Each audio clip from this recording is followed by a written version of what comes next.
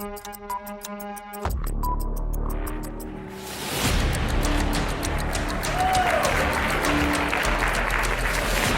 hello.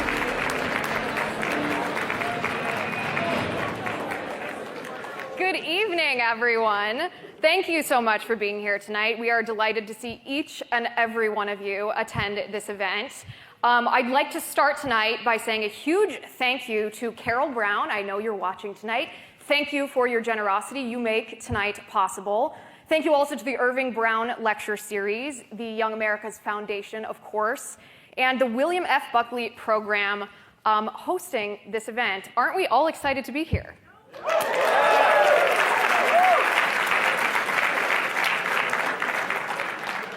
I'm Liz Wheeler. I am honored and delighted to open the show tonight. Before I walked out here, security actually asked me if I was comfortable doing this show, given how there were some violent protesters who protested a conservative speaker a couple weeks ago, and I told them, of course, I'm comfortable just as long as Will Smith isn't in the audience.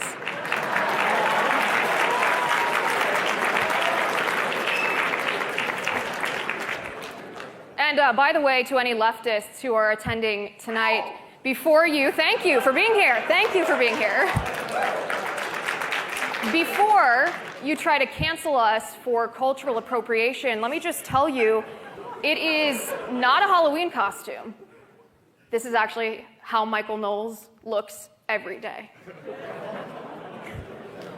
I've heard that Rachel Maddow, Michael Knowles, who's to say? I'm told that this is actually a warm day here in New England, but compared to the senator's home state of Texas, this is quite chilly. In fact, backstage I saw him scrolling on his iPhone looking for tickets to Cancun.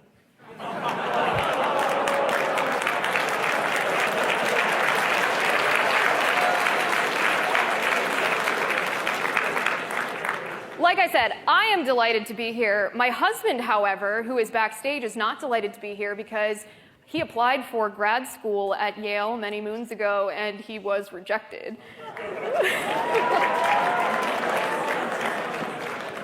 So I like to tell him the joke's on Yale because he served in the United States Navy and,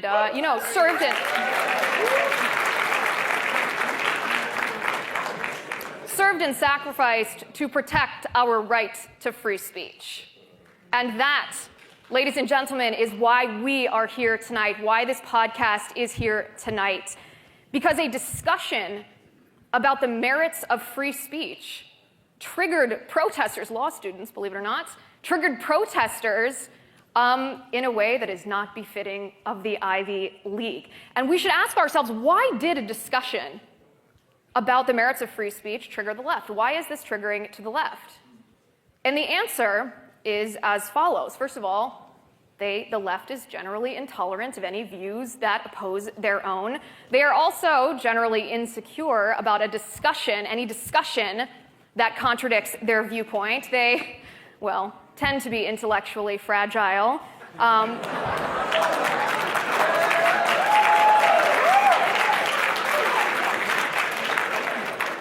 But, and most importantly of all, it is a tactic of intimidation.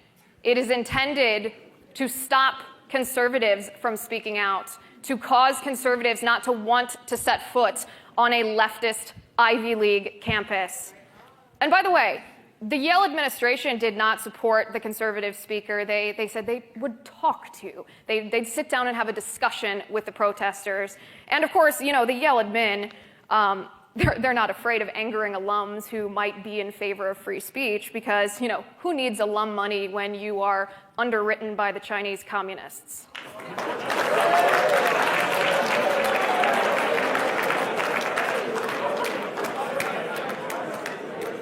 My friends, we are here tonight in the belly of the beast.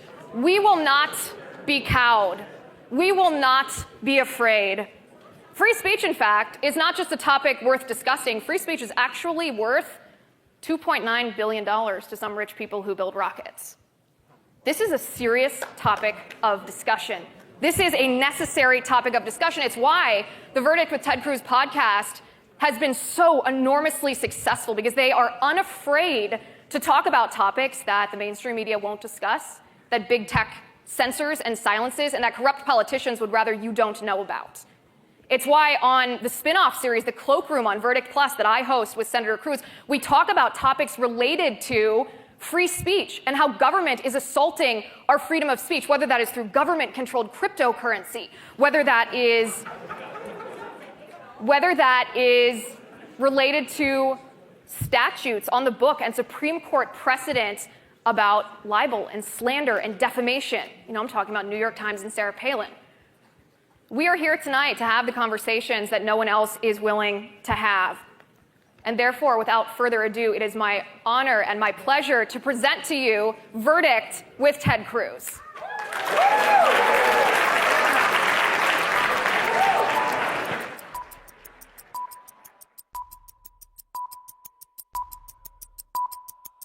Things have gotten so bad that even the media are beginning to ask questions. Something occurs to me sitting here seeing all these people, hundreds of people here. Just think about YAF. Think about the growth of the Young America's Foundation. I mean, it's just unbelievable. Think about all the people in this room, all the campuses that YAF is on. We are here with everyone. We're going to be taking your questions. And I want to thank all of you for being here. Senator, you must be so happy. You have just left a place. There's chaos in the House. The whole city looks like Baghdad at this point. Somehow Washington, D.C. seems even crazier. The lunatics are running the asylum.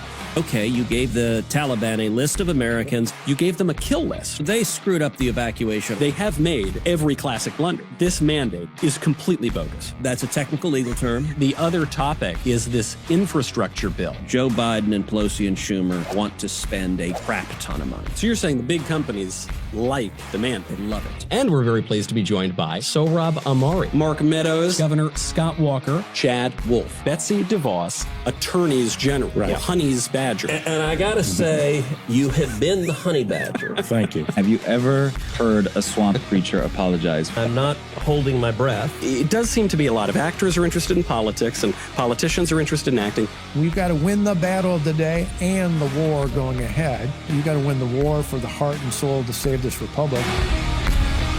The only formal difference that I see between Dr. Fauci and the Pope, Dr. Fauci has much more power. Everything in life has consequences. We have to be wise as serpents and innocent as doves. There are unintended consequences. People keep fiddling with the mask, and they keep touching their face. Being a conservative requires that you recognize reality and accept the permanent things about life. Could we do verdict from the Senate floor? President Biden have presided over the worst foreign policy catastrophe in a generation. And the idea that you must wear a mask forever is idiotic. We're only a couple of reporters who dared take their mask off. They were almost like, Mel Gibson in Braveheart or something. Does voter fraud exist? I don't know for certain. Why then is Twitter right now putting warnings on voter fraud? We're simply linking to a broader conversation. And you're a publisher when you're doing that. Where do we go from here? We go towards truth and light and freedom. The fundamental liberties of humanity. It is right and true and just. Our ideas work. Freedom works. Free markets work. We're in a moment where we will go through some darkness, but the answer to darkness is always light. We've got to go here at CPAC, and I think we only have so much more to look forward to. Thank you all so very much. This is Verdict with Ted Cruz.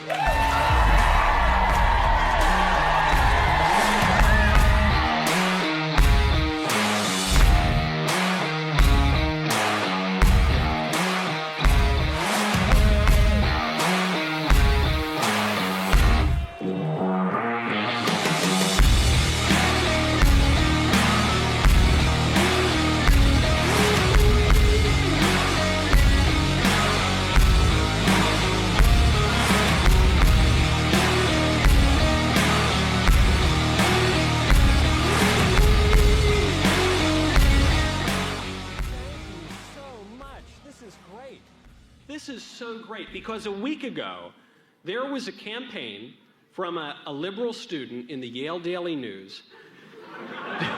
Maybe you saw it, I don't know. There was a campaign to convince people in the Yale community not to come to this event, because you see, to come to this event tonight would legitimize Cruz and Knowles. It would pose a threat to American democracy. And Senator, here we are in a room full of at least 500 people, completely packed, live from Yale University. This is Verdict with Ted Cruz.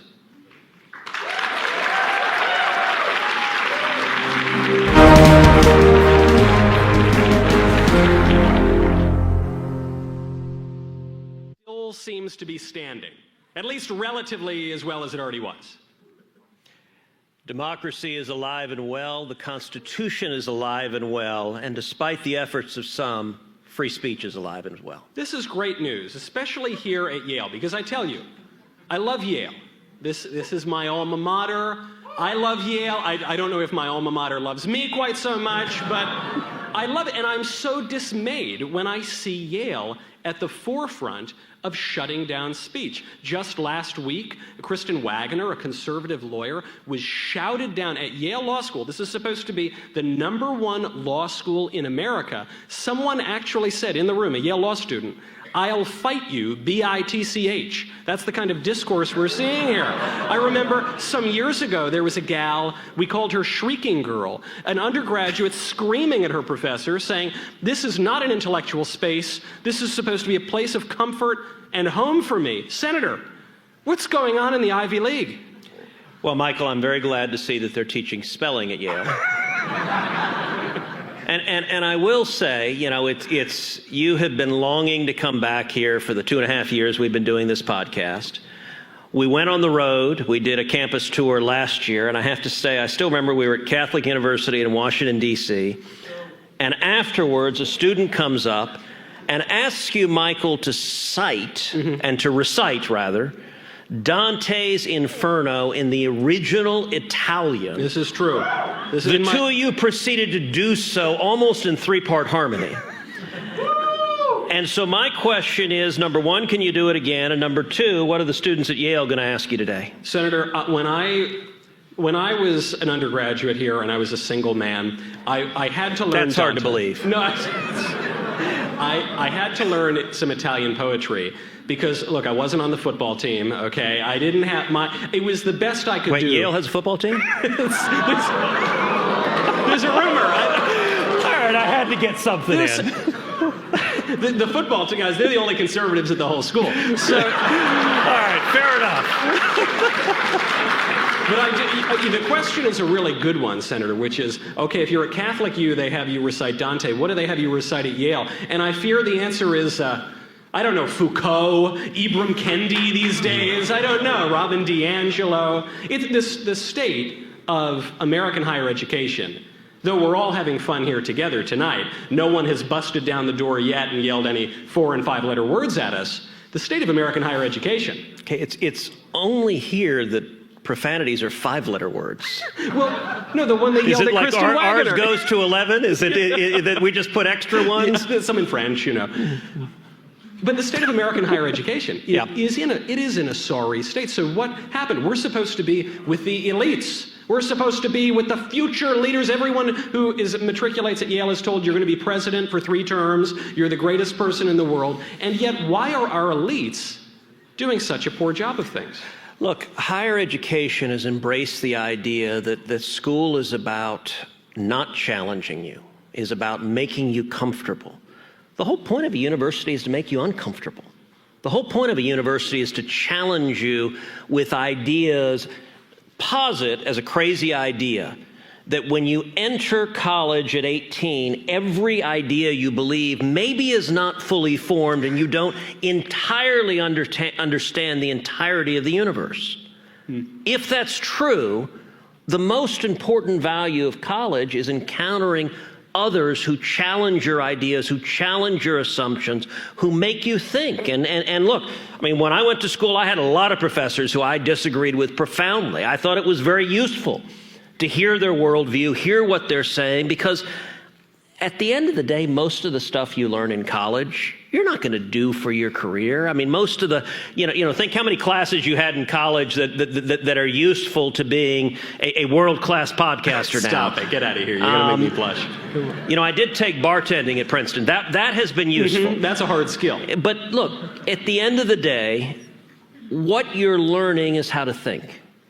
And if you're only encountering ideas you agree with, then by definition, you're not learning how to think. That's the most pernicious part of it at all, is that training people in groupthink, training people, you cannot think differently. Galileo was told the same thing. It didn't work out well.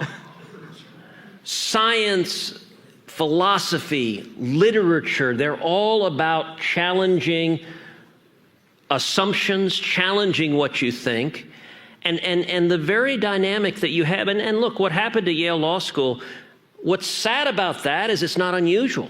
Yeah. You see it happening at universities all over the country where speakers come in. I mean, in that instance, Kristen Wagner, who was there, is a Supreme Court advocate who had just won a case by a vote of 7-2 at the U.S. Supreme Court. Now, I get it. The students at Yale Law School, they didn't like that case. They didn't like that case. They were upset about it. So instead of coming in and saying, well, you know what? I think the justices got it wrong. You know what? I think the Constitution says something different. Instead of doing what one would imagine Yale lawyers would be capable of doing, which is presenting arguments and reasoning, they instead try to exercise the heckler's veto and just scream down anyone who disagrees. That's not just harmful on the particular issue that they're not hearing the other side. It's harmful for thinking in life. And I got to tell you, when you come out of school, most places you work are not safe spaces. Most bosses are not going to be overly worried about injuring your fragile feelings. And so I think the point of education is to prepare you for life. And that means encountering things that make you uncomfortable, that make you doubt, that make you question. That's really what an education's all about. I joked when your former, not classmate, but fellow Harvard Law graduate, Judge Ketanji Jackson, when she failed to answer the question, what is a woman? When she laughed, she said, can I answer? Of course I can't answer that question. I'm not a biologist. When she did that, my first thought was, only someone with 2 degrees from Harvard could be so stupid as to not know what a woman is.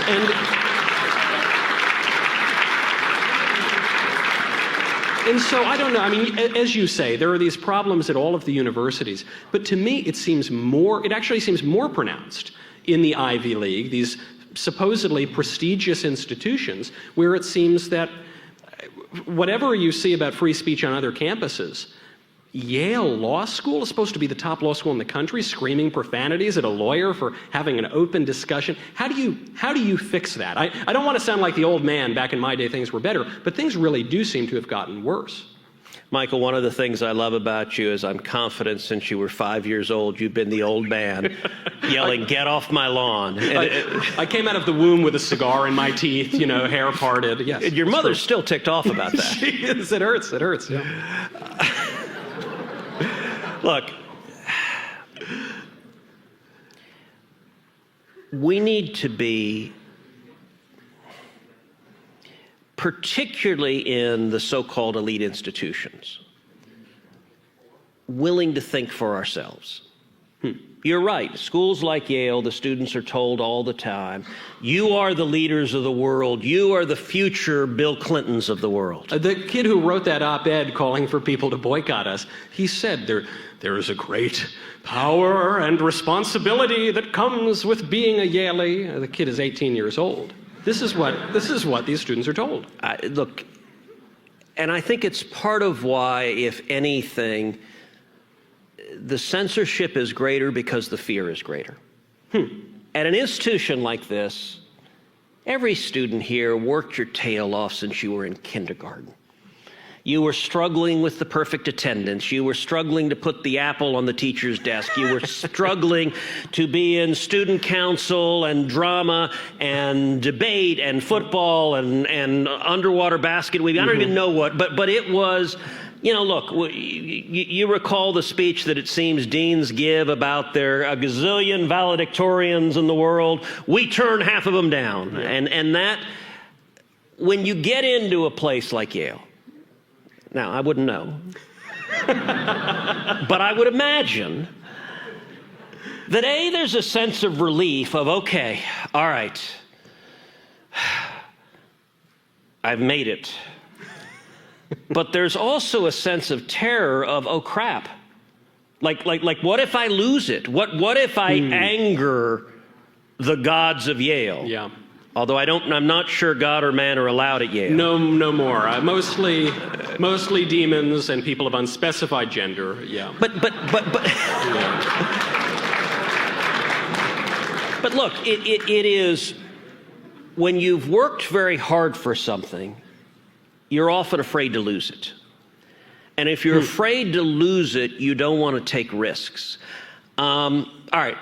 I remember coming out of law school, coming out of a clerkship. So I clerked for a judge in the Court of Appeals, clerked on the Supreme Court. I'm clerking for Chief Justice Rehnquist, who was an amazing friend, an amazing boss. And I remember coming out, you got 36 Supreme Court law clerks coming out. And almost all of them were unbelievably risk averse. They were going to big fancy law firms, because that's the next blue chip thing to do, unless you go become law professors and then train other people to continue to perpetuate the cycle. I remember when I came out, I went to a little bitty law firm. It had 6 lawyers. It was 9 months old. And I thought it was fascinating listening to a lot of my co-clerks. They were like, well, wait, that's really risky. Why would you do that? You don't know if this firm is going to survive. You don't know if it'll go under. And listen, when I was looking for a law firm, I was looking for lawyers I wanted to work for, lawyers that I wanted to come carry their briefcase and just, you know, the way Abraham Lincoln learned to be a lawyer was literally carrying a briefcase and studying and apprenticing under someone. That's still the best way to become a lawyer. And I remember the other clerk said, well, what if it goes bankrupt? Or like the lead lawyer at the firm is a guy named Chuck Cooper, one of the top Supreme Court lawyers in the country, a very dear friend. And they said, well, you know, Chuck Cooper could become the U.S. Solicitor General in another Republican administration. He could become the top lawyer for the government for the United States in front of the Supreme Court. I remember thinking, okay, why is it a bad thing if your boss, when you're brand new and starting your career, goes on to become the top lawyer for the United States of America in the Supreme Court? And why would you want to work for someone who wouldn't be considered for that job? Right. And fine, if it's a little bitty law firm and it's 9 months old, if they go bankrupt in a year, you know what? I felt confident I could get another job. Yeah. Like if there's any value to working your tail off and trying to build some academic credentials and a history, it was like, look, I don't think I'm unemployable. Yeah. It took politics to make me unemployable. But that, I remember being fascinated at the mindset of the clerks, that they had worked so hard that risk terrified them. And I think you see that manifested at universities across the country, but I think the Ivy League, it is more intense because there's more fear of the risk and the uncertainty. I've seen exactly that. I remember it when I was in college. I guess it was 10 years ago now. But as far as I can tell, visiting campuses, things remain the same. The students at these name brand schools. You know, 10 years ago, Joe Biden was vice president. That's true. According to Obama, it still is. That's a good point. So, gosh, now you're bringing me back to the worst memory I have in college. I just got there freshman year. I'm so excited. We don't need you to share all that No, much. No, it's not that one. It's not that one. Don't worry. No, I had just gotten here, and it was the 2008 election. And I thought, oh, this is going to be great. I'm going to have such a great time on campus. And then Obama wins. And 3,000 people, I don't know, thousands of people come out there celebrating. You see wafts of marijuana clouds coming up from the green. You see people drinking outside. And in a dorm on Old Campus, one of the freshman dorms, is me and about 6 other Republicans just drinking vodka out of the handle, saying, oh no, everything's going downhill. But I did notice this with the conservatives. It's actually very similar to your preparation routine for the podcast. That's true. If it ain't broke, don't fix it. It's obviously worked a long time. I noticed this with the campus conservatives. They're willing to wear the bow tie.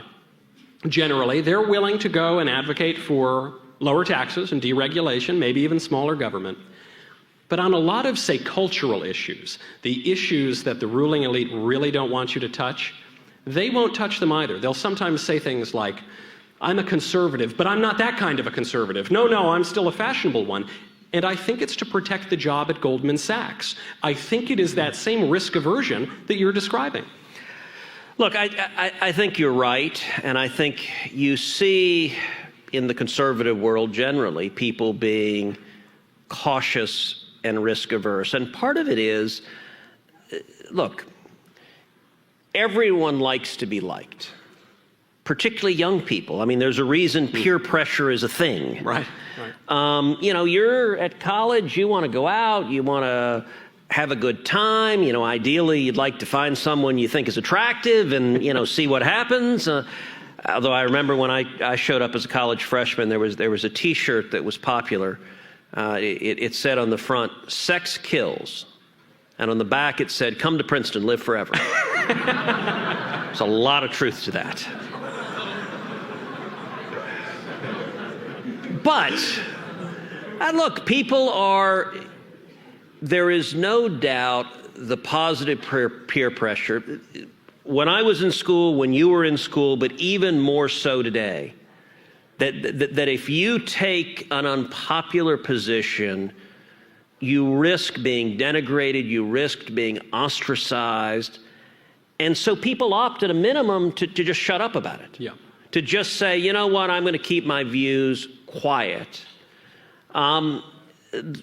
How you come through that, I think, is one of the real testing aspects of education. Right. Can you withstand that, or like the vast majority, do you just kind of go with the flow, go along with the crowd, and lose whatever principle you might have had? This does bring us to your colleagues, Senator. In the United States Senate, your Republican colleagues, we have just confirmed a woman that you say is the most radical Supreme Court justice in the history of this country. I agree. The person cannot tell you what a woman is, and she is supportive of critical race theory, talks about the founders of that movement by name. She has lauded the 1619 Project, which says America's evil from the very beginning. It's based on a false thesis about slavery. So this woman is very far to the left. And yet when I looked at the Senate confirmation hearings over who was grilling Ketanji Jackson, it was you and Josh Hawley and Tom Cotton a little bit. And that was pretty much it. And all of the other Republican senators were sitting there twiddling their thumbs and in some cases actually encouraging this woman, who's now the furthest left judge we've ever had on the court. What gives? Well, look, risk aversion doesn't end when you're 21. It doesn't end when you're in college. It doesn't end when you're in grad school. It doesn't end when you start your first job. And in the world of politics, if you dare to take on the orthodoxy, you get demonized. I promise you, in the 20 minutes we've been sitting here, there have been 1,000 tweets telling me to go do things that are anatomically impossible. Good night, everybody. Look, it is, and if you're a Republican senator, it is not complicated that this nomination was an historic first. Anytime a Republican opposes a Democratic Supreme Court nomination, you are certain to be vilified by the media. All the more so if that nominee happens to be the first African-American woman nominated to the court. It means going into it, you know to a certainty, if you say anything, if you say good morning, you'll be called a racist. You'll be called a sexist. You'll be demonized. And look, today's Democrats, that's their opening line to begin with, no matter what you say. But in this context, I can tell you, among the Republican senators, most of them went into this nomination scared of their own shadow. They didn't want to be held up as the modern-day Klansmen, which if you said any critical question, that was the attack that was coming. Yeah. On top of that, look, why is it we care about who's on the Supreme Court? This is something I care deeply about. I think a lot of Americans care deeply about it. The reason I believe we care about it is the Supreme Court has been the institution throughout history that has played the most pivotal role for protecting our fundamental rights, for protecting free speech, for protecting religious liberty, for protecting the right to keep and bear arms, for protecting our safety and security of our families by ensuring that the criminal laws are enforced. You know, this nomination was one that I'll confess I felt conflicted about. I've known Ketanji for 30 years. We were in law school together. We were 1 year apart in law school. We were on the law review together. She is someone that on a personal level, she's very smart, she's charming, she has an easy smile. Everybody who knows her likes her. But at the end of the day, a Supreme Court nomination is not about whether someone is smart or talented or whether you like them. It is about what their record is, and what kind of job they will do in the position. And as I examined her record, I came to the conclusion that her record demonstrated that she will be the furthest left of any of the justices that have ever served on the court. Now, there's some people that want, actually, that to me is comforting. It's comforting that there are that many people applauding, because that suggests that there's a wide difference of opinion in this room. I think that's fantastic. I'm actually glad for everyone who applauded there, because if you're left of center, thank you for coming out. Thank you for being part of a conversation. If you're starting from a perspective that you don't agree with me, if you're starting from a perspective that you don't agree with Michael, then it is wonderfully and refreshingly open-minded that you're here and willing to have this conversation, that you don't start from the perspective of, I can't hear you. That's very positive, but I do think in the confirmation of now Justice Jackson, her record was far out of the mainstream. And it's worth pointing out, too, because now President Biden is trying to suggest that this was the most vicious attack on any Supreme Court nominee in history. When Brett Kavanaugh was up, they called him a gang rapist without any evidence whatsoever, and because of the testimony of a woman who contradicted herself many times and whose testimony was contradicted by everyone who was even supposedly around her at the time, by another woman who certainly never met Brett Kavanaugh ever, and by a felon lawyer who's currently doing time for wire fraud. So, but CNN said he could be the Democratic presidential nominee. You're right, a felon lawyer who may still become the Democrat nominee someday. And so you had that. With the Ketanji Jackson confirmation process, you, Senator, and a couple of your colleagues just quoted her court opinions. Yeah, you know, it reminds me of one of my favorite podcasts you and I did was, over a year ago with a fellow named Eric Weinstein, who's a very bright man, brilliant man, but he's politically left of center. And we had a long pod with a pretty vigorous discussion on lots of issues. But I remember the topic of Supreme Court nominations came up, and he made a point. He said, well, they're nasty, but everybody does it. Both sides do it. You know, it's just the nature of politics. And as you'll recall, and by the way, I'd encourage you, that's a fun podcast to go back and listen to, because we had some very, I think, substantive discussions and disagreements, respectful and civil. But the point I made to him is I said, look, that's not true. If you look at the really nasty confirmations, the confirmations that got personal and ugly, it's only one party that does this. Whether it was Robert Bork, whether it was Clarence Thomas, or whether it was Brett Kavanaugh, it has been the Democrats that go into the gutter with the kind of personal attacks that those confirmation hearings featured. And Republicans have not, and I don't believe will, engaged in that. And, you know, it was interesting. I think 2 weeks ago, I was talking with a reporter in the Capitol. I was making this point to him. And this is a left-leaning reporter, and he said, well, you know, I don't know about that. I mean, you know, the child pornography stuff, that was pretty hard-hitting. And I said, well, yes, it was. But there's a difference. There's a difference, which is that she has a record as a sitting federal judge of imposing sentences in over a dozen child pornography cases in front of her. And what we're questioning her about is her actual record from the bench, the sentences she imposed for people convicted of serious felonies.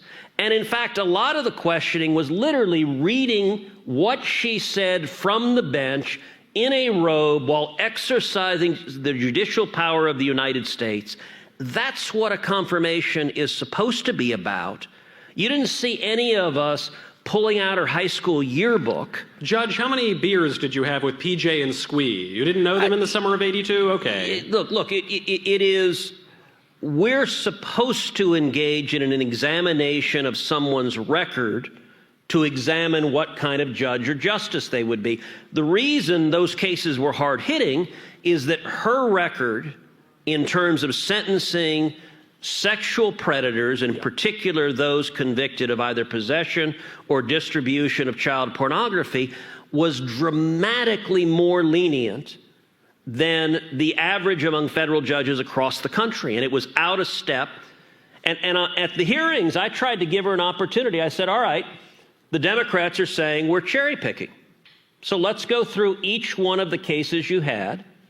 And I want to give you, Judge, a chance to explain why you sentenced this defendant to so much less than the guidelines provide, so much less than the prosecutor had asked for, why you sentenced to such extremely low sentences. And throughout the hearing, she proffered no defense of the sentences. The Democrats proffered no defense of the sentences. The media proffered no defense of the sentences. They all tried, bizarrely enough, they tried to pretend it was some sort of like QAnon conspiracy. Now, listen, it may be news to the corporate media, but there are a lot of sexual offenders out there. I've worked in law enforcement a lot of years. There are people who do horrible, horrible things, and especially do horrible things to kids. And we have criminal cases, and look, most of us would like to see people who commit horrible, violent crimes sentenced to very serious sentences. Her record was out of the mainstream, and yet you're right, Joe Biden at the speech at the White House this past week tried to paint this story that it was like this horrible, vicious treatment because she was read her own words as a judge sitting on the bench imposing criminal sentences. That's what a confirmation hearing is supposed to be about. I agree. And before we get to the wonderful leftists in the room who will get a chance to ask questions and perhaps try to refute things that we've said, we always have this rule. If you disagree with us, you get to cut to the front of the line. This really doesn't jibe with my authoritarian tendencies, but we deal with it. We let it happen. It's fine. It's fine. So we will get to that. Before that, though, I do want to close out this issue of the confirmation. Where was the conservative movement? So look, it's a very good question. This past week, I sat down with a number of leaders of the conservative movement, and I got to say the movement, most of the organizations, right of center, were largely absent from the fight over Ketanji Brown Jackson. And I think the reasons were a couple of fold. One, I think conservative groups and organizations, just like a lot of Republican senators, were terrified of being vilified for daring to oppose the first African-American woman nominated to the court. So they didn't want to have the fight. Secondly, there is a reasoning that many people found persuasive, which is that Justice Jackson was nominated to replace Stephen Breyer. Stephen Breyer is a left-of-center justice. And so the argument went, you're replacing one left-of-center justice for another. It doesn't change the underlying balance of power on the court, so it's not worth the fight. Now, I'm not convinced that's right. I will say of the left-leaning justices on the court, Breyer has been the most conservative of the liberals, which is not to say remotely conservative. But to give an example, one of the cases that I litigated when I was Solicitor General of Texas was a case called Van Orden versus Texas, Van Orden versus Perry, rather. And Van Orden versus Perry was challenging the display of the Ten Commandments monument on the state capitol grounds. And that case went all the way to the Supreme Court. At the end of the day, the Supreme Court upheld Texas's monument by a vote of 5-4. Now, what's interesting in that case is I had spent thousands of hours getting ready for that case, and we'd written our brief trying to really just mind meld with Sandra Day O'Connor, who Justice O'Connor at the time was the swing vote on the court. And so I tried to put every argument. In fact, one of the lawyers in my office asked, they said, Ted, is it possible to be too obsequious to Justice O'Connor? And I said, no, it is not. I want the most common words in this brief to be O'Connor, comma, J. I want them more common than and or the. And if we can put an oil portrait of Justice O'Connor on the cover of our brief, I think that would be tasteful and appropriate. Well, I tried to pitch all of those arguments. Every argument I aimed at Justice O'Connor missed. And she voted to strike down the monument. And yet, amazingly, the arguments that I aimed at Justice O'Connor found fertile ground with Stephen Breyer, and Justice Breyer was our necessary fifth vote. We won 5-4 because Steve Breyer voted to uphold the Texas Ten Commandments monument. Now, I will say we were replacing who was the most conservative of the left-leaning justices with a justice who I believe, and to be honest, you can only assess these things after a decade or two, so we'll know sometime in the future whether this prediction is right, but based on her record, I think she will prove to be the furthest left of those justices. That's a meaningful shift, but I got to tell you, it was amazing. So we're engaged in this confirmation hearing, and normally in a judicial confirmation hearing, particularly a Supreme Court fight, there's an ecosystem on right and left that rise up. So when Brett Kavanaugh was nominated, there's all these left-leaning groups that are funded with millions of dollars that are attacking him, that are funding attacks, by the way, that are sending protesters to Washington to show up in the hearing and scream and yell at senators in elevators. There's an elevator we call the Jeff Flake Memorial Elevator because it's where these protesters who were on the payroll of a leftist organization screamed at him. I'm glad that you didn't see conservatives hiring people just to scream and yell and throw a fit. But they also engage in research, and what was fascinating, so when the issue about her lenient sentences came up, the first response that Democrats had was, well, a lot of federal judges sentence defendants, particularly defendants in child pornography cases, to below the federal sentencing guidelines. And that argument is actually a reasonable argument. If you look just at the first iteration of the back and forth, they had a reasonable point with some real basis for it.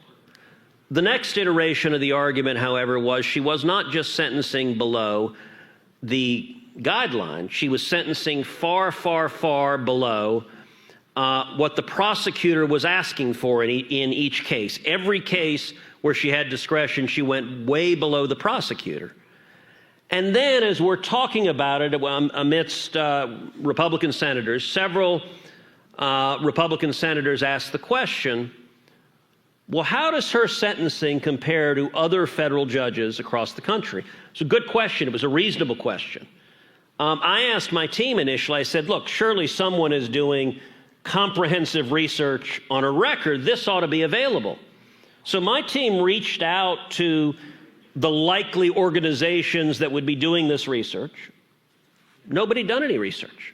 You know that had the situation been reversed, the left would have a dossier 5 inches thick. And they did. They did for Neil Gorsuch. They did for Amy Coney Barrett. They did for Brett Kavanaugh. For all three, massive amounts of money were spent.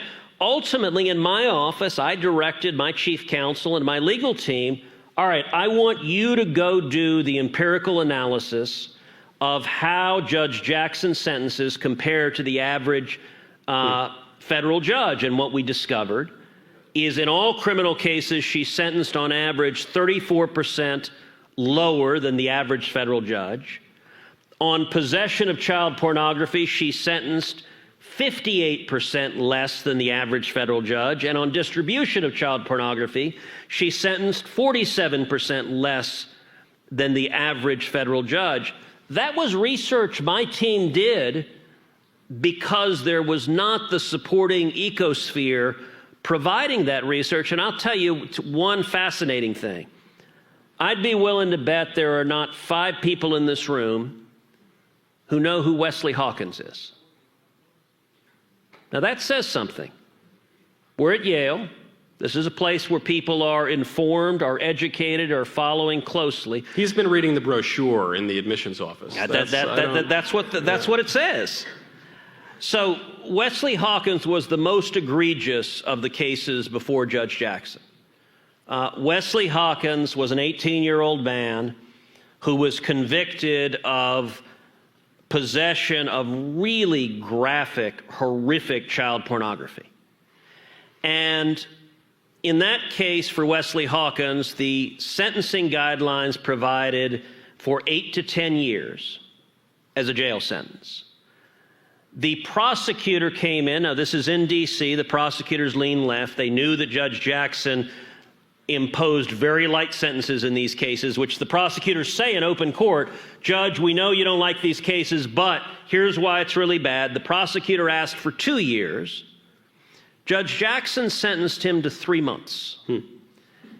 And her explanation at the sentencing hearing, she expresses how sorry she is to the criminal defendant, how sorry she is to his family. She expresses how sorry she is for the stigma that sex offenders have. And then her explanation for why the sentence was so light is she said, look, you're young, you were just curious, and the people in these videos were your peers. They're essentially the same age. Now, he was an 18-year-old man. These videos showed children as young as 8 years old being violently sexually assaulted. And I'm sorry, an 8-year-old boy is not the peer of an 18-year-old man. And the point I make about no ecosphere, in any reasonable world, there would be people here who know about Wesley Hawkins, who know about that case, and who would want to know why, in the face of those horrific facts, did she think it was appropriate to sentence him to just 3 months, and yet the media wouldn't report on it.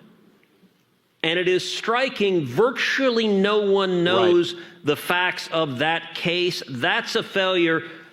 It's a deliberate failure of the media, but it is also it's a failure of the conservative movement. The movement did nothing to inform anyone of the facts of this very disturbing case. The movement should have come up with all the fodder for the tough questions. Now, speaking of tough questions, I want to get some tough questions from the audience. Shall we bring out our friend Liz Wheeler to field the questions? Absolutely. Let's do it.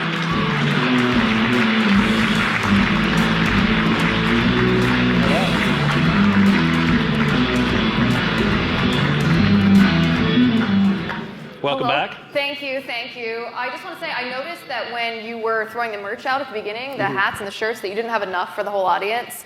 So I just want to let everyone know, if you use my promo code LIVE, you can get 10% off on The Verdict with tedcruz.com/shop on the merch store. This is what we call a shameless plug. By the way, Liz, I got to say, one of the coolest things that's set up here that I just saw shortly before we started filming is somehow we've gotten to be able to project the cactus on the wall, which I just think is really cool. We've never done that before, so whoever came up with that was very clever. They're going to paint it afterward as a monument to this show and our visit. I think that's right, and then we'll all be prosecuted for vandalism. I think it's very complimentary to the chandelier look. So are we ready for some questions? Yes. All right, first, go to verdictwithtedcruz.com/shop. There you go, while people are lining up. All right, do we have microphones somewhere? All right, we got a microphone there. I'll be handling questions, everyone. If you could line up in the back of the house, my colleague will direct you up to the front. You'll stand on the green tape to my side. Please ask a question that ends with a question mark, and also be brief. And the rule really does stand. I know I joked sincerely about how much I hate the rule, but if you disagree with us, you really are allowed to cut to the front of the line. So just indicate that up there, and we look forward to hearing from you.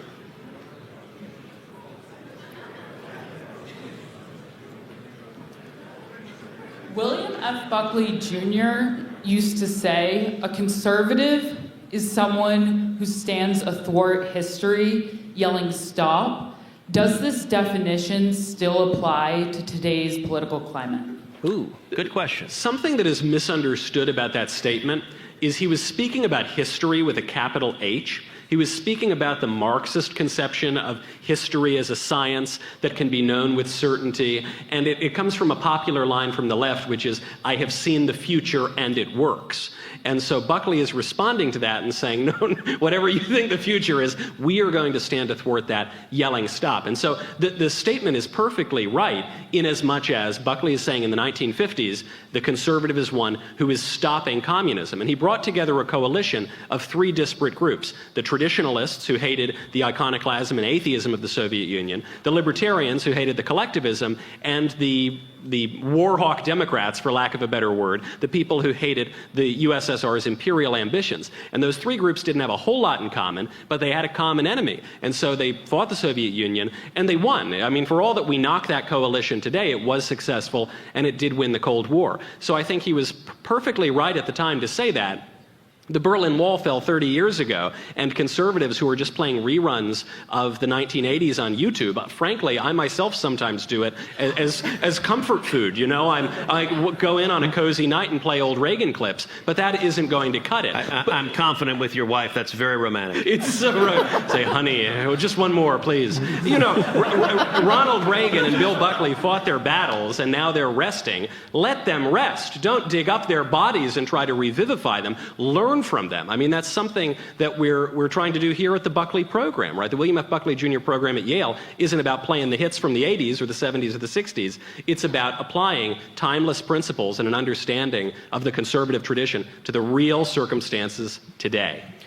So, Michael, I have to say I'm deeply disappointed that we are in New Haven, Connecticut. Mm-hmm. We're at your alma mater. Mm-hmm. You just got asked a question about William Buckley.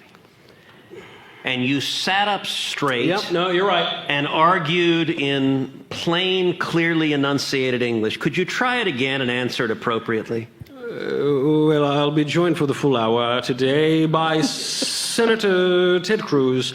If I do not do my William F. Buckley Jr. impression, he will smash me in my damn face. I will stay plastered to. Does that do it? Very nice. Thank you very much. Thank you. Thank you. Appreciate it. And this is demonstration. Before he became a podcaster, Michael was a frustrated actor. Mm-hmm. And before that, half a wasp. So I've been trying my blue blood accent for a while. Yep.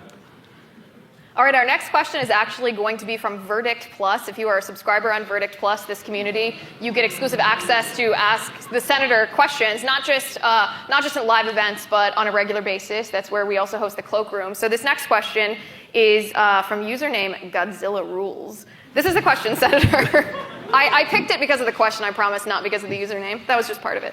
Senator, if Republicans take the House, who would be the Speaker? It's a good question. I think the answer probably will be Kevin McCarthy. I will say this. I stay out of Speaker elections. I've got enough battles on the Senate side of things. Back when I arrived in the Senate, John Boehner was the Speaker. Boehner and I... Good friends. Yeah. Let me just say we had pretty significant differences of opinion, to put it mildly. I think it is likely that McCarthy, if there's a majority, will be Speaker. Now, it's not clear he will stay Speaker. The job of Speaker of the House is a very difficult job. It is like herding cats.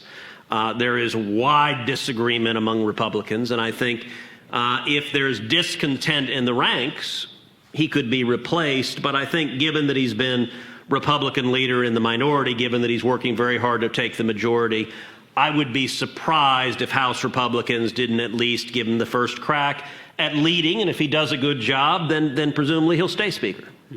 Well, conservative critics would say that he leans to establishment and that he's not based enough. What say you to... I love, Liz, how you phrase that. You know, some conservative critics might say. You know, conservative critics whose name rhyme with Wiz Leeler. Perhaps. That's the fun part of moderating the questions, is I get to throw my own in. So look, I have been through now multiple Republican leaders in the House. When I arrived, it was John Boehner. Boehner loathed conservatives. There are conservatives in the House, and it was interesting because he had started out as a relatively conservative House member before he began climbing the rungs of leadership.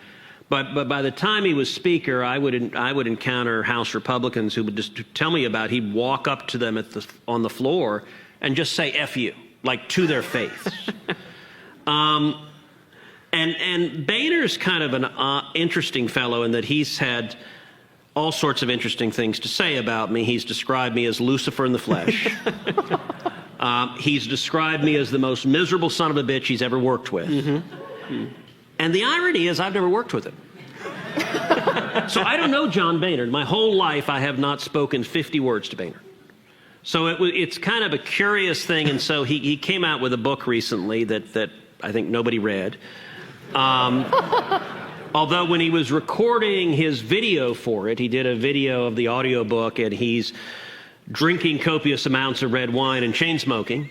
And in the middle of the video, he's reading a segment of the book completely unrelated, and he looks in the camera and says, F you, Ted Cruz, like in the middle of the video.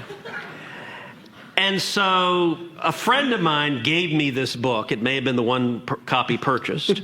And so I did what's called the Washington Read.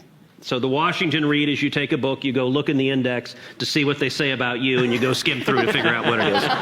So I did that, said, all right, let's see what he has to say. And what was fascinating, he actually describes why he loathes me so much. And he said, look, when Cruz arrived in January of 2013, he said the crazies among the House Republicans, by which he means the conservatives, they had been largely beaten down.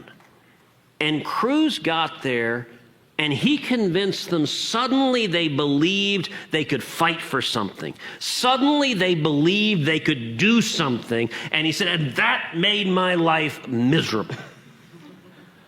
So that was Boehner when it started.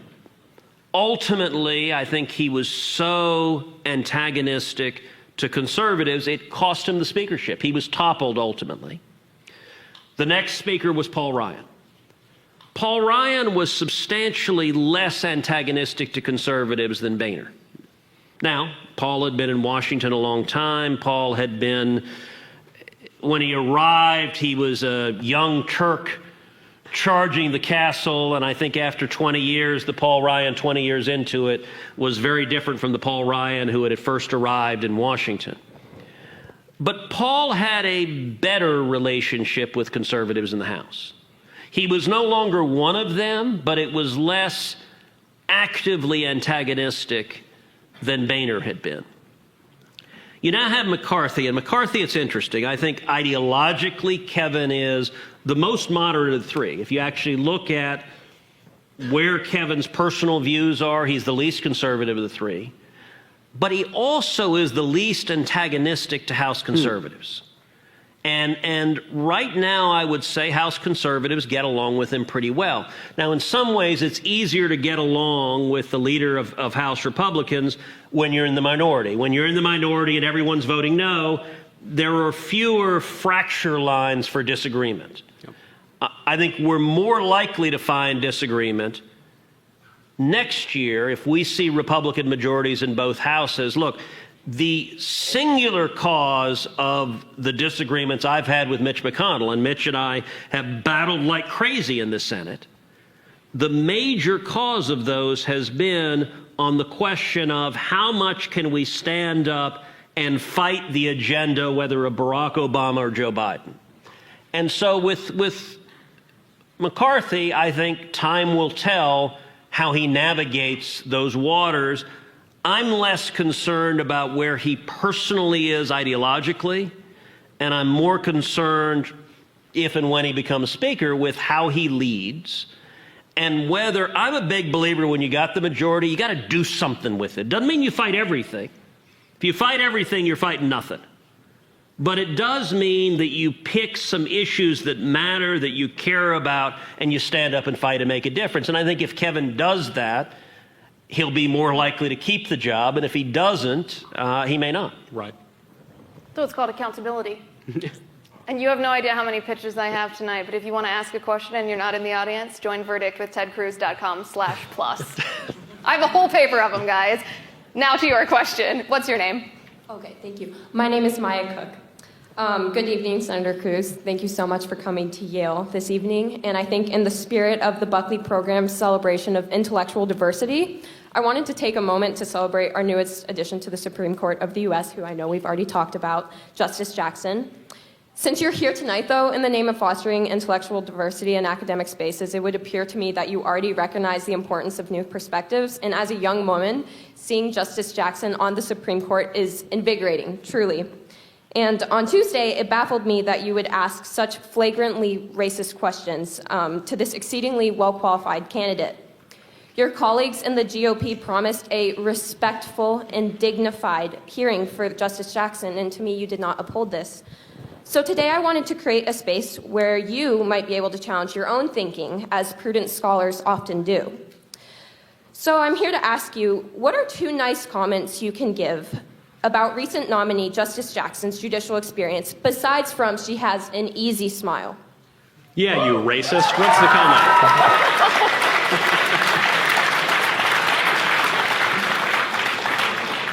Well, let me start by thanking you for being here.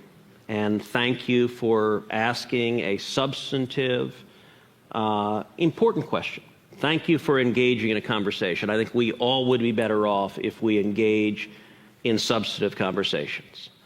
There's a lot to praise about Judge Jackson.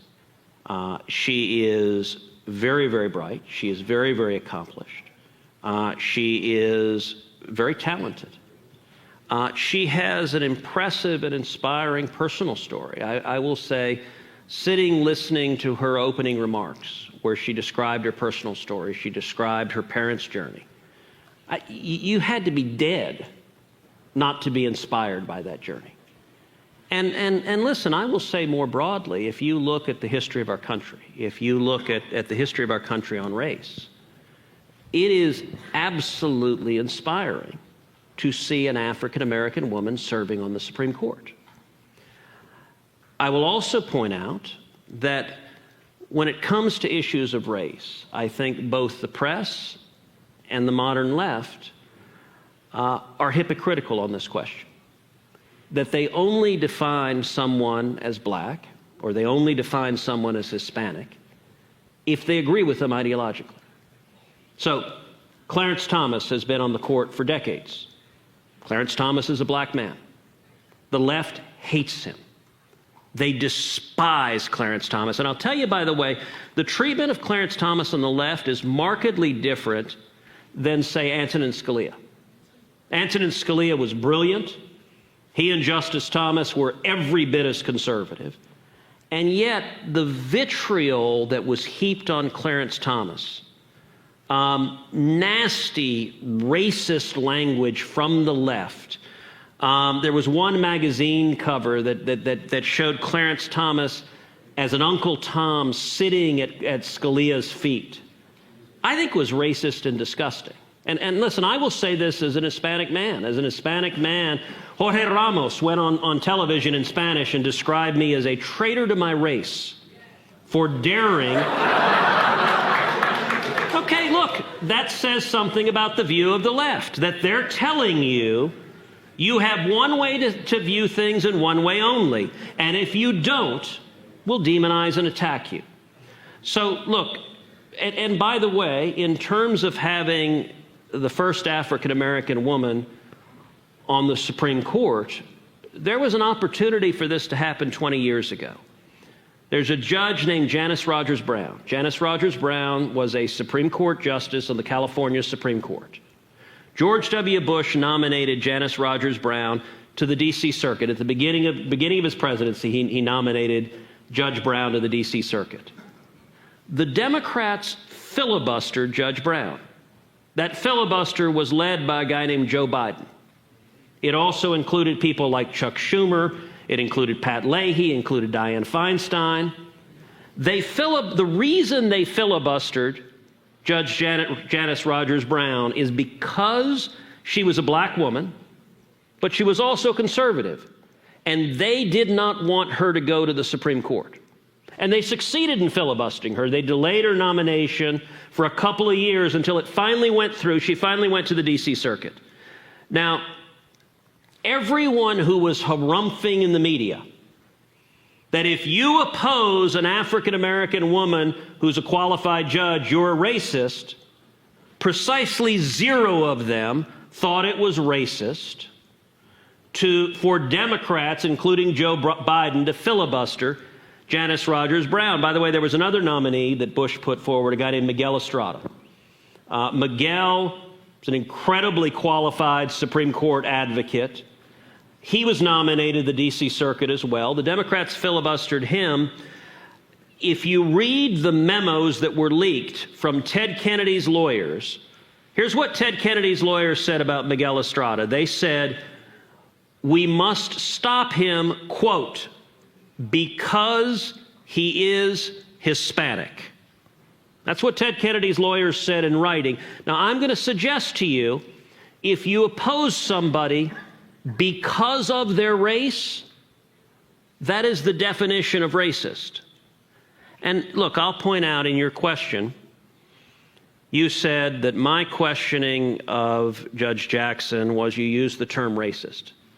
Listen, racism is a horrific evil in this country. It is also an insult that the left tosses around casually. I would welcome, if you look at the questions I asked Judge Jackson, every single question I asked her concerned her record. Either her record as a judge, sentencing defendants before her, or her record writing academic materials and law reviews, or her record giving speeches to law schools. All of that is the job of the Senate in the advice and consent process. And so, respectfully, I could not disagree more deeply when you say it is racist to examine a judge based on their record. If the Democrats wanted to oppose Janice Rogers Brown because they oppose conservatives, you know, do you think the Democrats were all sexist when they voted party line against Amy Coney Barrett? I'm willing to bet you don't, because she's not a liberal woman.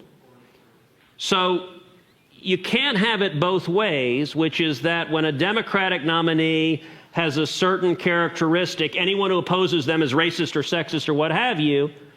But when a Republican nominee has those characteristics, it's open season and you can go after them full force, and the left is righteous in doing so. The standard should be the same, and I'm going to suggest what the standard should be, is we should examine people based on their actual record and whether and to what extent that record demonstrates they will defend the constitutional rights of all Americans. I think that's what people care about.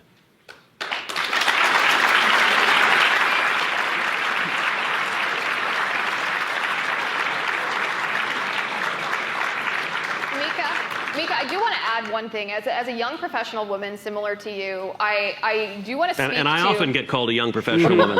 Every day. However you identify. I do think it's important to look at exactly what happened with Ketanji Brown Jackson as it relates to the progress that women have made in our country. And by that, I mean how Joe Biden has taken us backwards in the progress that we have made moving away from sexism. Because when conservatives say that Ketanji Brown Jackson was nominated by Joe Biden because of her race and because of her gender, we're not inferring that. Joe Biden said that himself. He said he was going to nominate someone because she was a woman and because she was a black woman.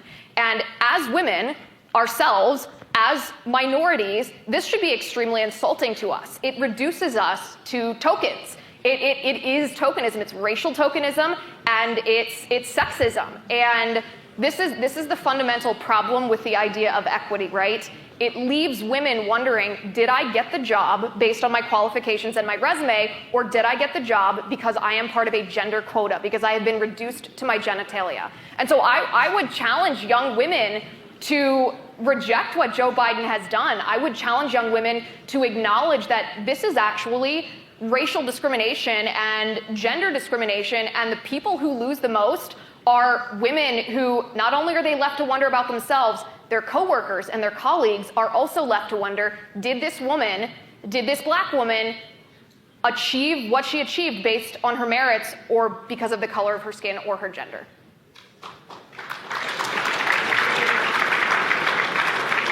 Hello, my name is Evan. Assuming that would end global hunger, would you fillet another man? Dare I ask him to repeat? Well, actually, so I do have an answer to this. All right, I actually think it is better that the Yale answer this. You know, there was a line in American Psycho about that Yale thing. I think that's what our questioner is alluding to. Like a typical left-wing undergraduate, you are engaging in consequentialist ethics. You are attempting to justify flagrantly immoral behavior to achieve a good end. And I tell you, my friend, the ends do not justify the means. Absolutely. Absolutely not. I am curious with that young fellow, if it would solve world hunger, would you vote for Donald Trump? All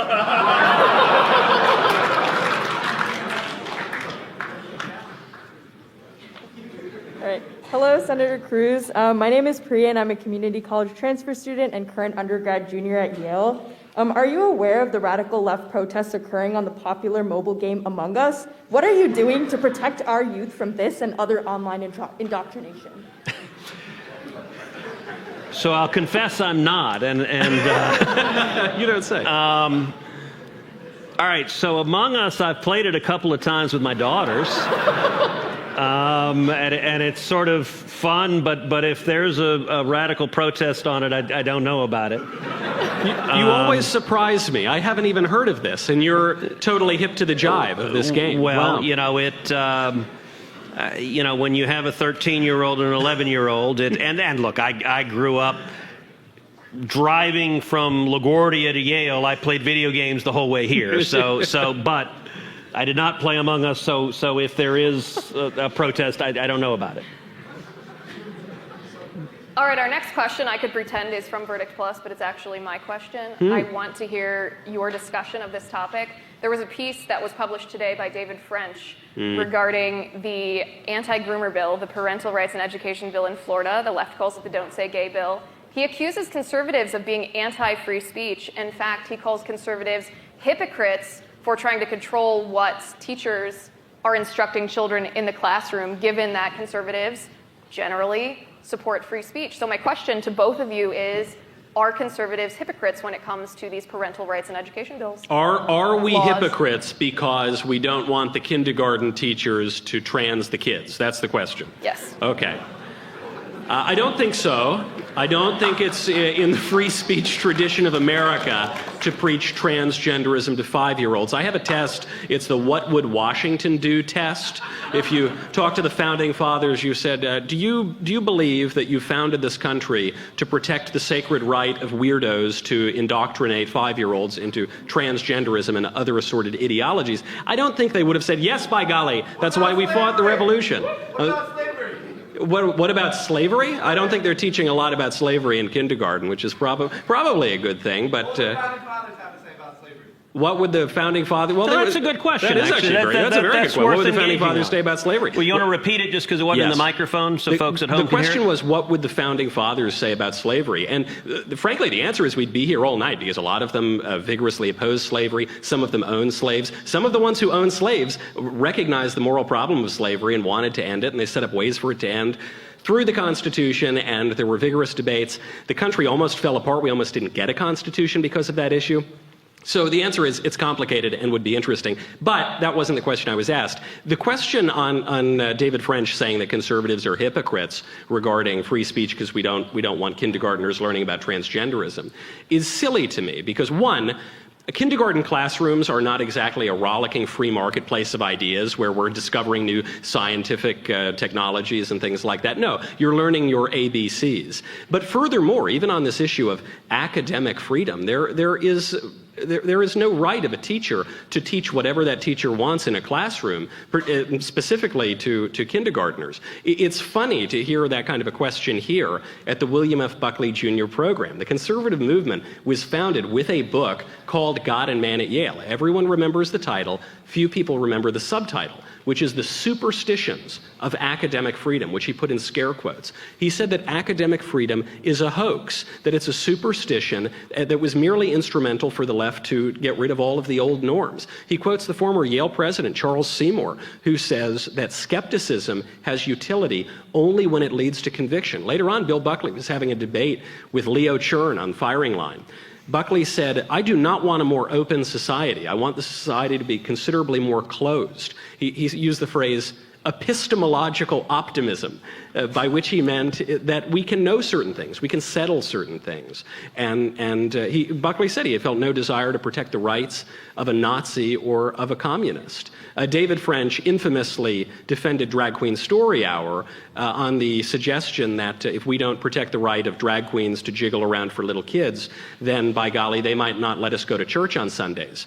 And well, first of all, the left has prevented us from going to church on Sundays for about the past 2 years with the COVID lockdowns.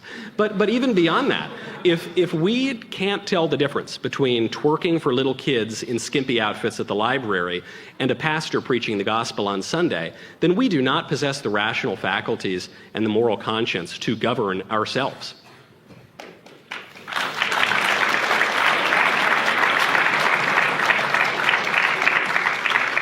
So I've got a different take on the matter. And one of the reasons this podcast can be interesting and fun is that Michael and I have fairly different worldviews. Michael is very Burkean. He is very comfortable with tradition. He is very comfortable with lack of change. I was amazed to see you disagree in any way with Buckley standing athwart, and by the way, athwart's a word used far too rarely in life, athwart history yelling stop. I'm far more libertarian. I am far more live and let live. When it comes to free speech, I embrace free speech, and I embrace free speech not just for people I agree with, but for people I disagree with. I embrace free speech, you mentioned for Nazis and communists. I think Nazis and communists have free speech rights. Now, reasonable people ought to disagree with Nazis and communists. We ought to battle them with more free speech. But I very much agree with John Stuart Mill that the best cure for bad speech is more speech. And so I think academic freedom actually matters, and even academic freedom for people who are nutty.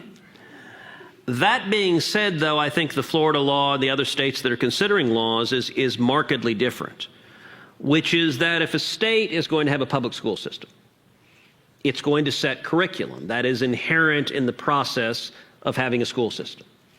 And if you're setting curriculum, you're making a choice of what is included in the curriculum and what is excluded in the curriculum.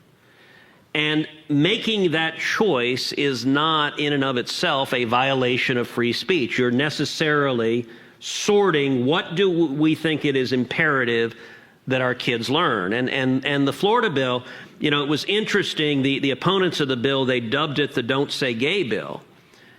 And yet the bill provided that for kids that were pre-kindergarten through third grade, that you should not discuss questions of sexuality. Look, pre-kindergarten kids are 3 and 4 years old.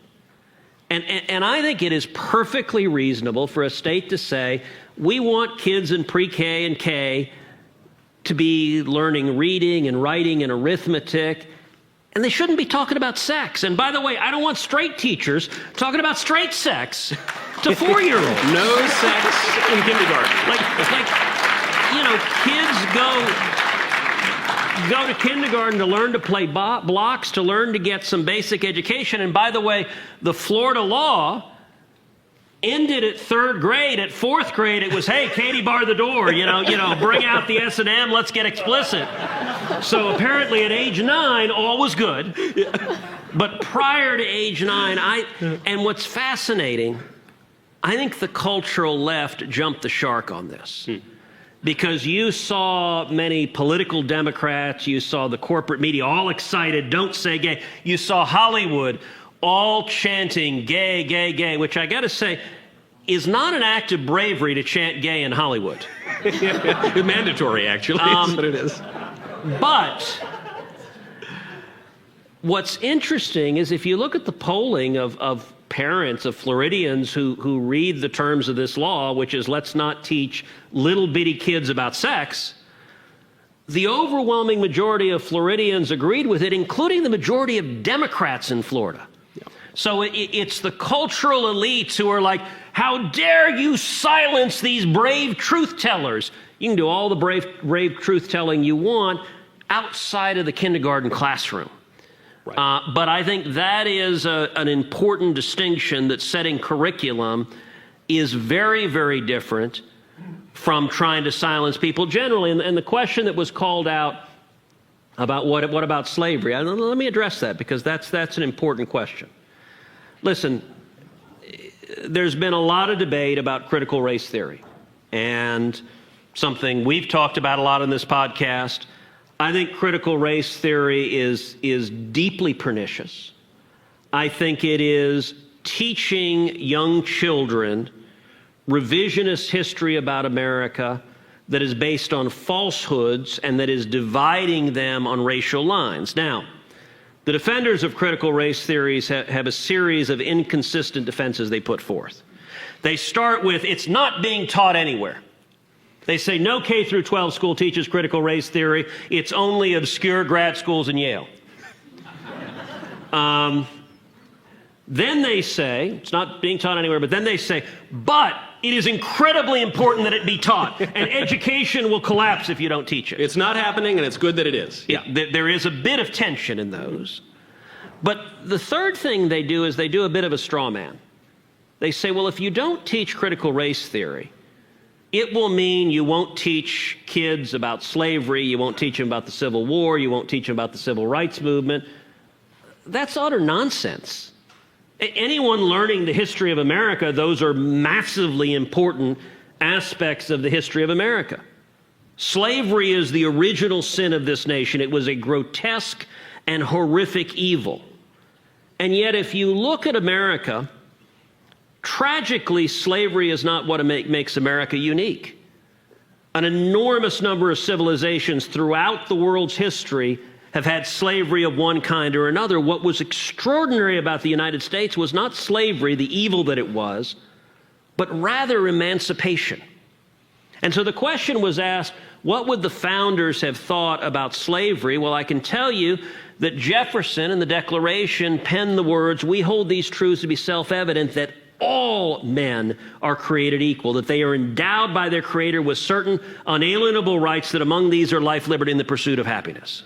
Now, quickly, one would respond, but Jefferson was a slaveholder, and you're right, and it is an amazing cognitive dissonance that someone participating in an oppressive system like that could nonetheless write words that were a glorious and clarion call to liberty and to equality. And look, where critical race theory gets it wrong is teaching the revisionist notion that America is fundamentally and irredeemably racist, that all of American history is about preserving slavery and preserving racism, that all white people are racist, that everyone is naturally divided based on race. Those are lies, and listen, I am someone who agrees profoundly with many of the heroes of civil rights, people like Frederick Douglass, people like Dr. Martin Luther King Jr., who didn't tear down the principles of the founding. Instead, they powerfully made the case that America wasn't living up to the principles of the founding, that those principles of equality, certainly while slavery existed, Frederick Douglass was incredibly powerful in saying slavery is a grotesque evil and it is counter to the ideas America was founded on. Dr. King, a century later, likewise made a powerful call to the principles this country was founded upon. And so, look, we have not yet achieved a more perfect union, but what the Marxist left does is it ignores any and all of the progress and it insists everything is oppressive. And that is fundamentally false. We've got to acknowledge the distance we've traveled, and we can still call for continuing to travel towards greater justice, but that the ideas we were founded upon started us on the path to achieving equal justice for all. Yep. Now, as usual, we're running extremely late. This is every episode of the show. But before we go, I do want to get to one more question. Yeah, let's do two more questions. Two more questions. questions. This gentleman right. and whoever's next in line. Go ahead, sir. Thank you. Hello, Senator Cruz. Thanks for coming out. I really appreciate you being here, making the trip. My name is Jamark Simon, and my question for you, Senator Cruz, is, so according to the Texas Tribune, you refused to certify the Arizona presidential election results, but most Republicans, like Mitch McConnell, have admitted that Joe Biden won. Do you think Joe Biden legitimately won the 2020 election? Why or why not? Okay, great question. Look,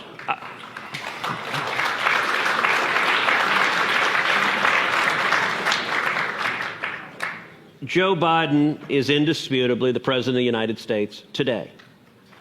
Now, there are those in the media world that love to go around to Republicans and ask variants of the following question. Do you agree the 2020 election was fair and straight and everything was above board? And the answer to that is no. What is odd about discussions about the 2020 election, listen, we're in a very polarized time. We're in the most polarized time certainly I've seen in my lifetime. And we're tribalized. Each group, each tribe, the left listens to left-wing media, the right listens to right-wing media, and we have these echo chambers that just reinforce what we believe. So coming out of the 2020 election, the corporate media and the left insisted voter fraud doesn't exist. And if you say voter fraud exists, then you're a tinfoil hat-wearing conspiracy theorist. Now, my view on that is a wildly ahistorical perspective. Voter fraud has been a problem, I believe, as long as we've been having elections, and not just in the United States, as long when the first cavemen gathered together to elect the Grand Poobah, somebody stuffed the ballot box.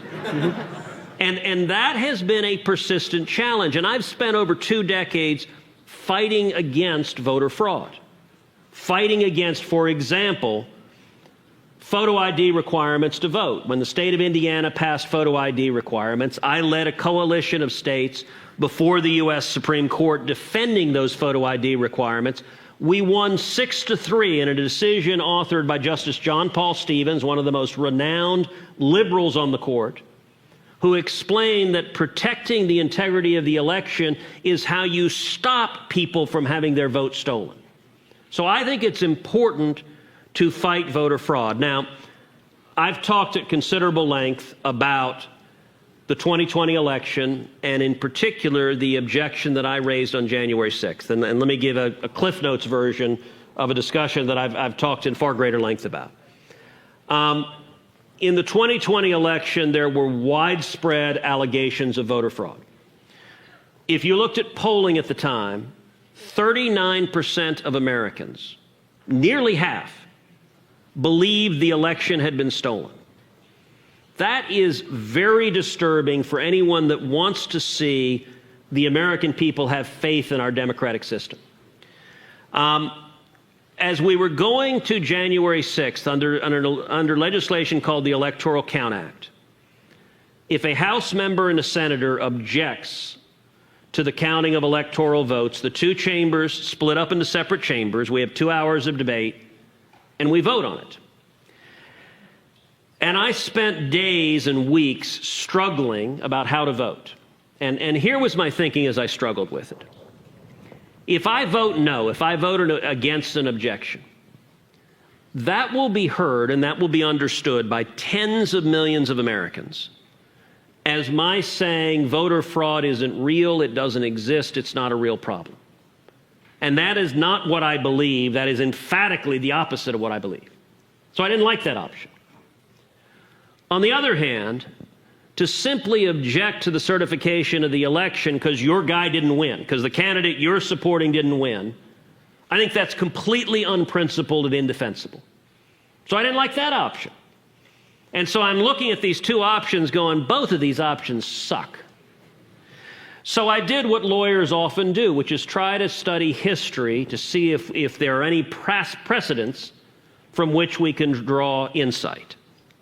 And as I studied history, I focused in particular on the presidential election of 1876. That was an election between Rutherford B. Hayes and Samuel Tilden. Now, in that election, it was a very close election. It was a nasty, divisive election. In that election, there were serious allegations of voter fraud in 3 different states.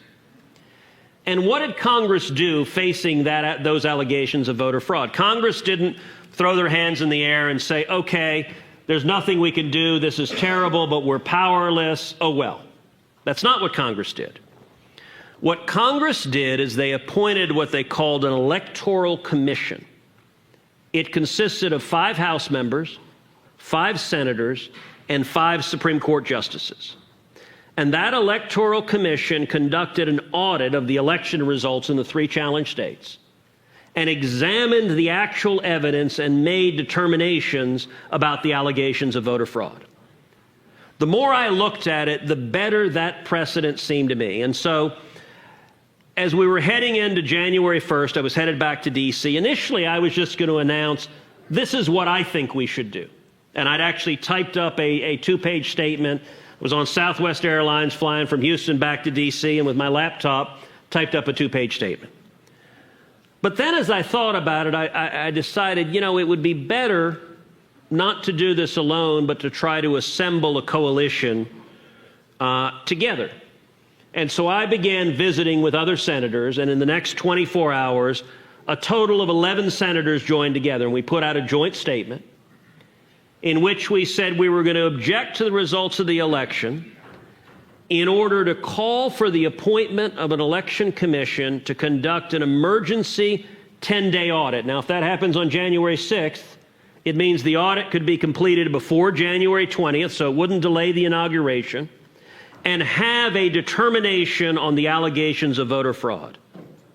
I continue to believe if Congress had done this, you would have much greater confidence in the election. And as I stood on the Senate floor, and you can watch, I gave a 5-minute speech on the Senate floor advocating for this, I turned to the Democrats and I said, look, all of you insist on TV, there is no voter fraud, it doesn't exist. Well, if you're right, you should welcome the Election Commission, because presumably if the evidence doesn't back up the claims, that's what the commission will determine. And Senator, there is actually one other historical tidbit here. I know you mentioned the first caveman election where they elected the Grand Poobah. Joe Biden was actually at that election. Did you know that? He was in the caveman Senate. And this seems like a reasonable proposal that you're describing.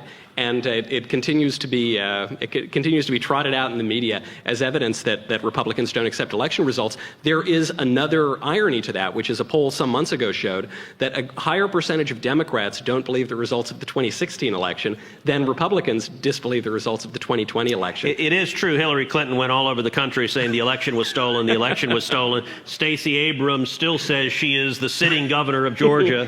And president of Earth, too, according to Star Trek. Okay, that's true. All right, that was just annoying. All right, let's do one final question. Thank you, sir.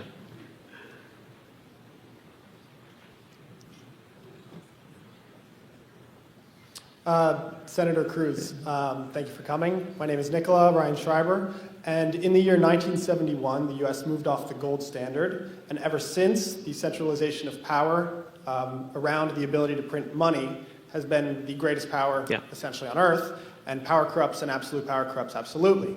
And what I have been dismayed to see is that most conservatives, when they claim to say that they want smaller government, but the moment that they have their hand on the money printer, they let money printer go burr. And this is consistent in the last 50 years. And so I'm curious now, with the creation of the hardest money that has ever been created, Bitcoin, how would you feel about moving to a Bitcoin standard? So look, that is a great question, and thank you for that question. Let me take a couple of pieces of it. There's no doubt that when the United States moved off the gold standard, it facilitated a massive inflation of our currency. It made it easier for government to print money. And for politicians, look, it's actually easy to reach a bipartisan deal in Washington. The way you do it is you sit down with everyone in the room and we say, we'll spend $1 billion for you, $1 billion for you, $1 billion for you, $1 billion for you. You get to $1 trillion and you're done. And on that deal, you get all the Democrats and you get half to 2/3 of the Republicans. And in the Senate, there are consistently about 20 of us who object to excessive spending, who try to fight for spending restraint, but sadly, you often see the vote about 80-20. The massive spending in Washington is what is fueling the inflation that is hurting the American people so profoundly right now. And it is one of the things that is fueling the move to Bitcoin. And as you may know, I am a huge proponent of Bitcoin. I'm a huge proponent of cryptocurrency. I think it is an incredibly important innovation. I think one of the reasons, I personally am an investor in Bitcoin. One of the reasons that you are seeing people move to Bitcoin is exactly what you said, as a hedge to inflation. That Bitcoin, by design, cannot go over 21 million Bitcoin. It's a finite sum, and at the end of the day, a currency is a means of exchange and a way of setting value of one item vis-a-vis another item. And, you know, one of the ways to understand inflation is if an apple is $1 and a banana is $2, and you double the number of dollars on planet Earth, then roughly speaking, you would expect the apple to be $2 and the banana to be $4. Now, the math doesn't work out exactly the same, but that's the principle, is that currency gives the relative values of one good or service vis-a-vis another.